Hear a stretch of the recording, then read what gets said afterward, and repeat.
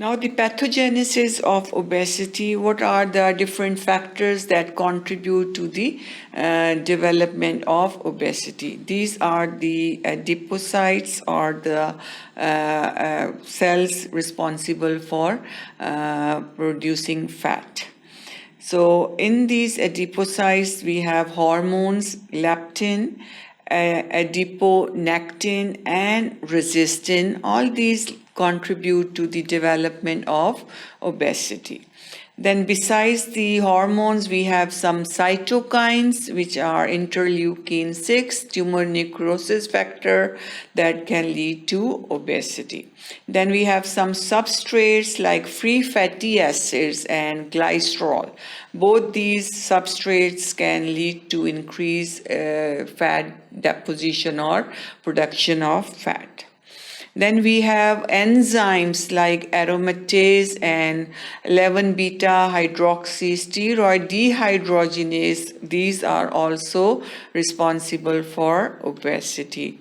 Then some other factors, PA1, angiotensinogen, RBP4 in the adipocytes also play an important role in the development of obesity. And then we have complement factor D adipsin. This is also an important factor for the pathogenesis of obesity.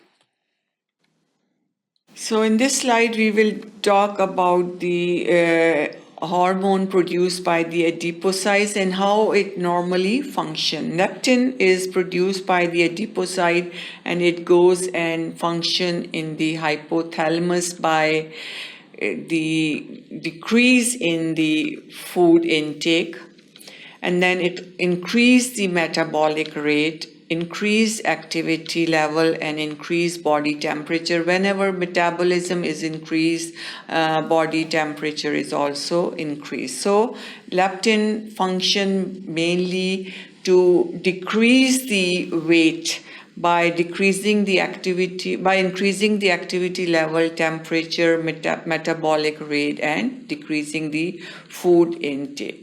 But what happens in people who are obese?